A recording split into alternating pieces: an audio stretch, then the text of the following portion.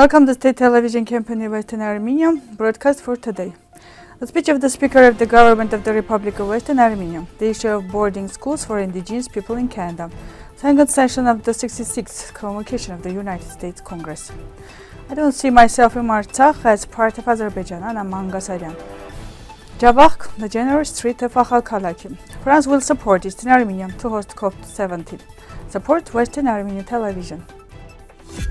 Now let's start from the speech of the Government of the Republic of Western Armenia, which took place on 9 November. She presented the speech of the President of the National Council of the Republic of Western Armenia, Mr. Armine, and the congratulatory message of Ms. Lydia Markosyan, the President of the Republic of Western Armenia, who addressed to the President-elect of the USA, Donald Trump, on the occasion of his victory in the elections. In her message, Ms. President particularly emphasized the important facts that relate to the Armenian people and to the Republic of Western Armenia. I am quoting here. We are sure that today the great powers of the world have an opportunity to correct the mistakes of the past and justly adopt international law, which is the fundamental principle of peace, without which the world will turn into a chaos ruled by barbarism. By bringing justice, Mr. President, you will be allowed to participate in the real management of our destiny, accompanied by the world power, the leadership of which is currently yours. The end of the quote. The Speaker read Mr. Armine's speech, in which Mr. President emphasized the current situation in Eastern Armenia. He spoke about reasons for the defeat of the 44-day war. He also recalled the large-scale work done by them at the United Nations, as well as Mr. President referred to the process of preparation for presenting and approving the 2025 budget of the Republic of Western Armenia. The People's Court will discuss the issue of boarding schools for Indigenous peoples in Canada. In 2026, the Permanent People's Tribunal in Canada will hear the crimes against Indigenous children that took place in boarding schools. The initiative sponsors are the Montreal, the Indigenous Women's Shelter, and Amnesty International Canada's French-speaking division. They are demanding that Canada be held accountable as only a third of the Truth and Reconciliation Commission's 94 recommendations have been implemented since 2015.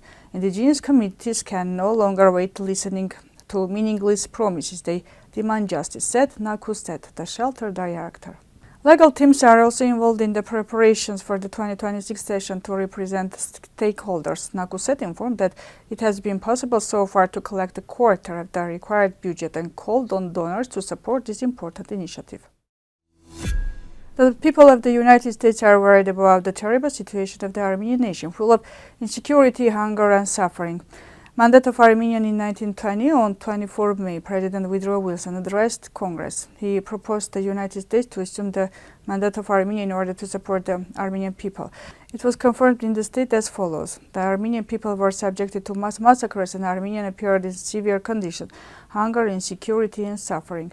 The Senate emphasized its solidarity and hoped that Armenia would soon find independence and peace. Wilson noted that the San Remo Conference formally appealed to the United States to assume the mandate over Armenia, as the European powers were already burdened with obligations related to the former Ottoman Empire. Wilson urged the Congress to accept the proposal. He mentioned that the Americans are in peace with Armenia and want to support it to achieve independence.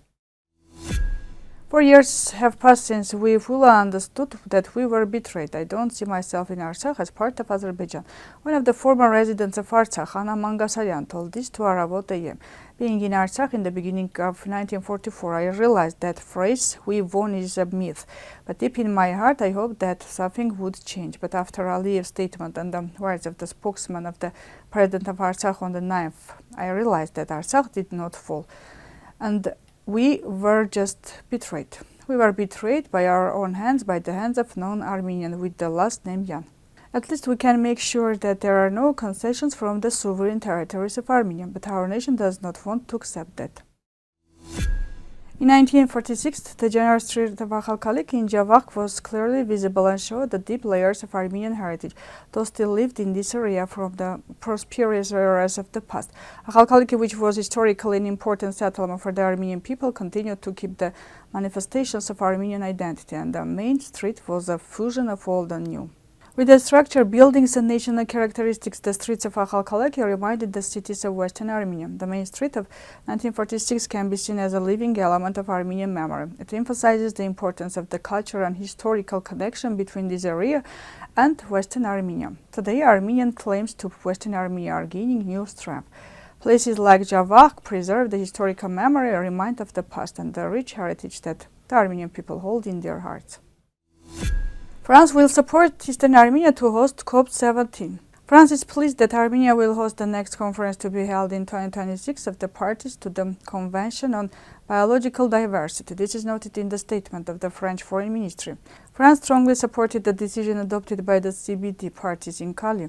France will support Armenia to ensure the success of the future COP17. This event will be important for the implementing the Kunming-Montreal Global Framework for Biodiversity, said the statement. Western Armenian television, being faithful to its principles and values, continues its uninterrupted work with new approaches. As you already know, our television does not engage in self-promotion. It merely broadcasts the history of Western Armenia. It represents current and future news with political and other contexts as news raising various issues. Western Armenia television recorded one of its most important achievements, Western Armenia Weekly magazine, which is aimed at preserving and popularizing our history, culture, and identity. We also present the political transition of the President of the Republic of Western Armenia, the government, the National Assembly, and other structures in a transparent and accessible manner. Dear compatriots, with your support, the possibilities of our television will be further expanded and strengthened. We are strong together. Dear viewers, this was all for today. Goodbye.